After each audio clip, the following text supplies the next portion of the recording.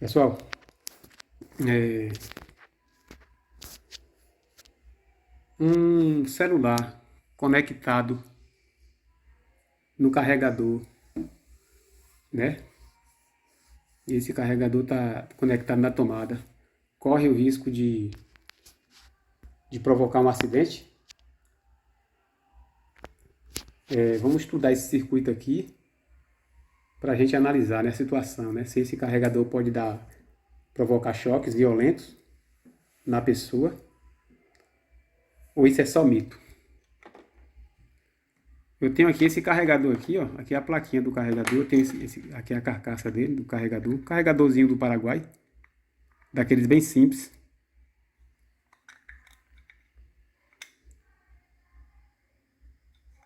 Ele é de... Tá mostrando aqui que ele é de 2,1 ampere. 5 volts. Aí eu fui puxar da tomada, ele soltou essa tampinha aqui, ó. Aí eu peguei a placa dele e comecei a analisar. A placa dele é bem simples, não tem quase nada. Ele não tem um feedback, né? O filho não tem feedback. A maioria dessas fontezinhas tem feedback, esse aqui não tem. Então significa que a regulagem dele de corrente e tensão é muito, muito ruim. Ele não tem bobina de filtragem, um indutorzinho para filtrar as frequências indesejáveis, né? Essas frequências elas podem prejudicar o circuito do celular. E, geralmente o carregador tem uma bobinazinha aqui para filtrar esse tipo de frequência. Esse aqui não tem. Bem simples mesmo. E o que me chamou mais a atenção foi esse capacitor aqui, ó. Se o celular consegue focar aqui. Esse capacitorzinho azul aqui, ó. Foi o que me chamou a atenção. Aí eu fiz aqui o circuitozinho básico dessa fonte para mostrar aqui para vocês. A gente tem aqui o circuito de entrada, né? Uma tensão AC, passa pelo fusívelzinho, entra no retificador, do retificador vai para o capacitor, né? Capacitor de filtro, que geralmente é esse capacitor aqui, ó. Capacitor do primário de filtro. Aí ele vem aqui, né?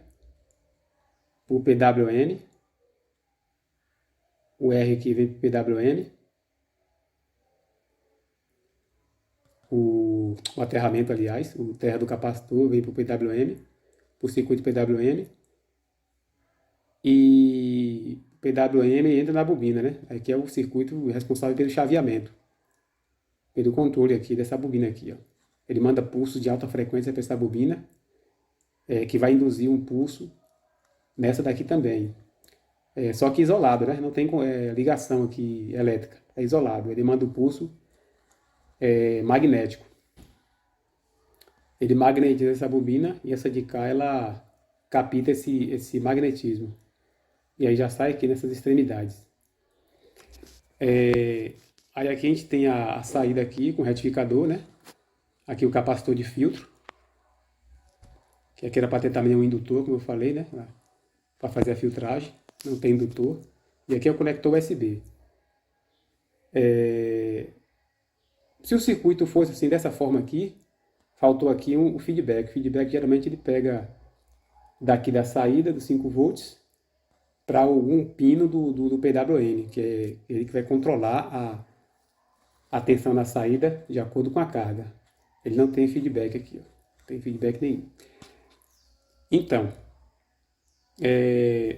se fosse só isso aqui, esse circuito aqui, ó, sem esse capacitor, já vou falar dele, que é esse capacitor que eu mostrei aqui, ó, esse capacitorzinho azul aqui. A fonte seria quase impossível ela provocar um choque elétrico.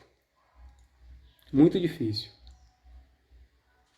Porque primeiro que não tem ligação dessa parte aqui, né? Ligação elétrica dessa parte aqui para essa. Não tem ligação, né? Nenhuma. Mesmo que tivesse aqui o circuito de feedback, né? Para controlar a tensão aqui na saída, ainda assim o circuitozinho de feedback, que é um acoplador óptico, ele é isolado. Então não teria como a tensão passar daqui para cá. E é muito raro um transformador desse aqui entrar em curto, queimar assim para ficar passando a tensão direta daqui para cá. Mas tem um componente aqui que pode fazer isso com muita facilidade, que é esse capacitor aqui, ó. Vocês podem observar que esse capacitor está ligado aqui do terra, do terra do primário, que aqui tem 110 volts, né, no caso, um exemplo, pode ser 110 ou 220. Então ele está passando para cá, ó, através do capacitor, para o terra do conector USB, justamente o conector onde você conecta o plug, né, e vai ser conectado no celular, né, que geralmente ele é metálico. Esses capacitores aqui são chamados de capacitores X e Y. São capacitores de classes especiais, de alta isolação. Eu tenho até um circuitozinho que eu fiz aqui, ó.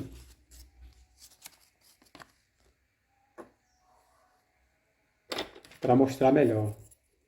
Esse capacitor é o capacitor X. É um capacitor também especial.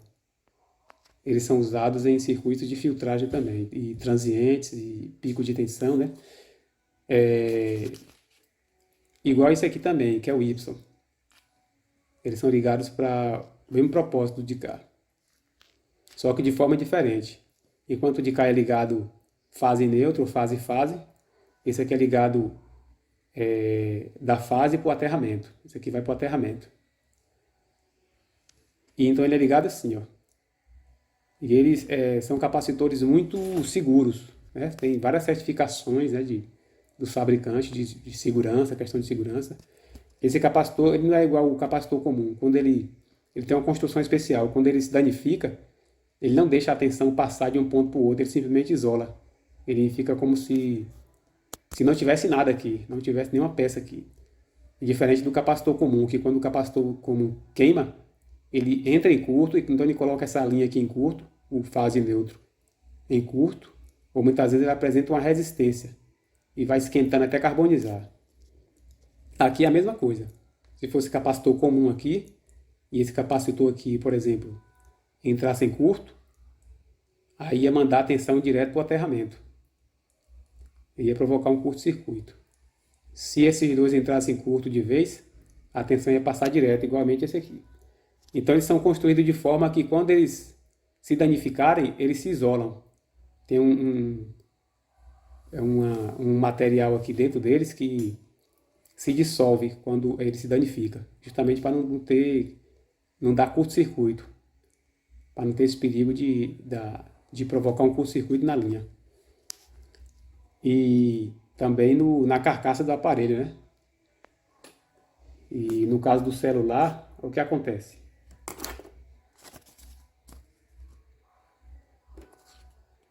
Esse capacitor aqui, ele geralmente pega do fase neutro para o aterramento, mas ele não tem aterramento. Essa fonte de celular não tem aterramento. Se tivesse aterramento, teria que ter um terceiro pino aqui, ó, que seria do terra. Esse aqui não tem. Carregador nenhum de celular que eu saiba tem aterramento. Então esse capacitor ele vai direto para o conector USB, a carcaça do conector USB. Geralmente ele pega aqui na carcaça do conector USB, que é a parte negativa, né, do celular, do conector. Geralmente ele pega aqui, ó. Então o que acontece? Aqui está ligado em 110 volts, ou 220, né? Depende da sua rede. Então se esse capacitor aqui for um capacitor de segurança, um capacitor realmente Y, que é um capacitor certificado, né? Tem são feitos vários testes, né? Para esse capacitor, para poder ser colocado nessas fontes, por segurança. Então, se ele queimar, ele vai se isolar. Então, não vai passar nada para cá. Mas, como esses carregadores da China a gente não pode confiar, o cara pode colocar qualquer capacitor aqui. Então, se ele queimar, o que vai acontecer? Por exemplo, vamos supor que a fonte sofreu um surto de tensão, que foi para o capacitor. Esse capacitor queimou.